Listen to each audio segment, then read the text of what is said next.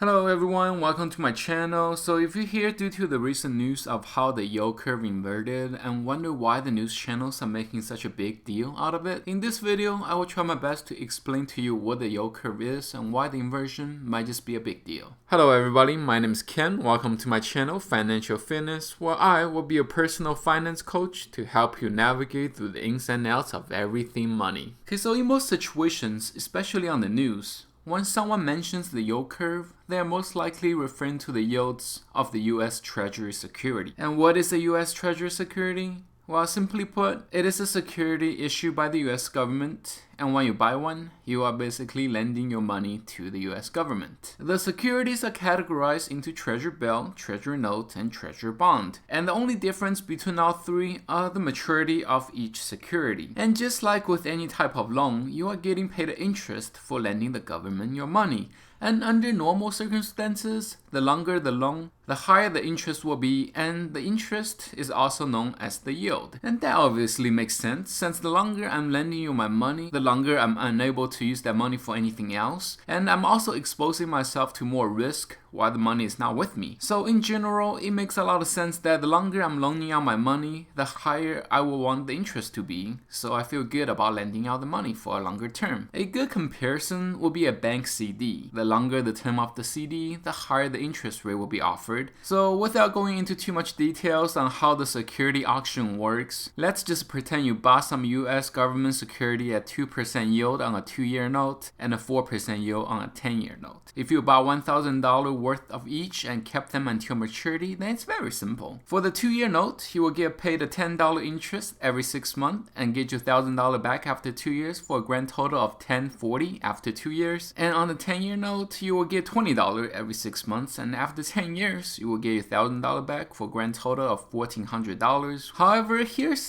where things gets more interesting and complicated. What if you don't want to keep those securities until maturity? What if you need the money right now and have to let them go? What would you do in that situation? Well, thankfully, there is a secondary market where the bonds are actively traded, and the secondary market is where the yields of each security gets decided. So let's just pretend that 1 month into your acquisition of the securities and suddenly you needed that money. Your 2-year is only worth $980 and the 10-year is only worth $950. If this is the situation and you must sell, you will only get $1,930 out of the $2,000 original investment, which means you made a bad investment. And here's where you need to pay attention. The price of the security and the yield curve have an inverse relationship. What that means is that the more expensive the security is, the lower the yield. And the lower the price of the security, the higher the yield. So in our example, when that person bought your security for less than the face value, because he only paid $980 and $950 and will get $1,000 back after 2 and 10 years plus the $40 and $400 in interest, he is getting a much higher yield than you did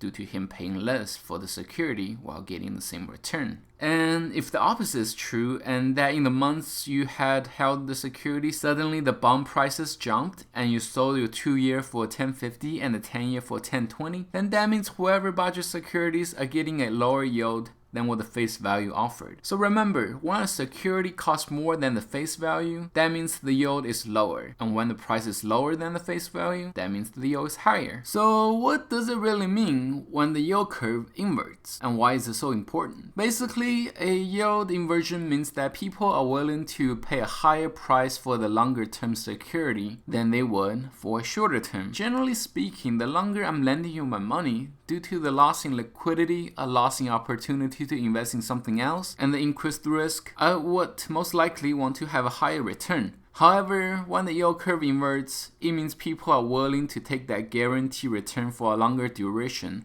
rather than getting a shorter term investment, even if the return is higher. So why would they do that? If I can get a 2.5% return for the next 2 years and then get my money back to invest in something else, why would I take a 2% return for the next 10 years when my money will be tied up, expose myself to much less liquidity and higher risk when I could have got a 2.5% return for a shorter term and less risk? Well, what if it's because I foreseen the future? What if for the next 2 years, when my loan is up, I might only be able to get a 0.5% return for the 8 years after that, or maybe a 0% return? What if I feel like the future is so bleak that I'm willing to lock up my money for the next 10 years at a low return, rather than take a higher return for the shorter duration. And this is why whenever the yield between a short-term security and a long-term inverts, the financial world gets on edge. But in reality though, it's not as rare as one might believe. But in today's case, in 2019, when the rates between the 2-year and 10 years inverted, now that's a different story. And the reason why it's a much bigger deal than when other rates invert is because of history. So in the past 50 years, when the 2-year and the 10-year yield inverted, a recession followed within the next 2 years every single time. And it's due to that statistic. Whenever the 2 and 10-year inverts, it is believed that a recession is coming. So do I believe a recession is coming? Well, statistically speaking, the likelihood is quite high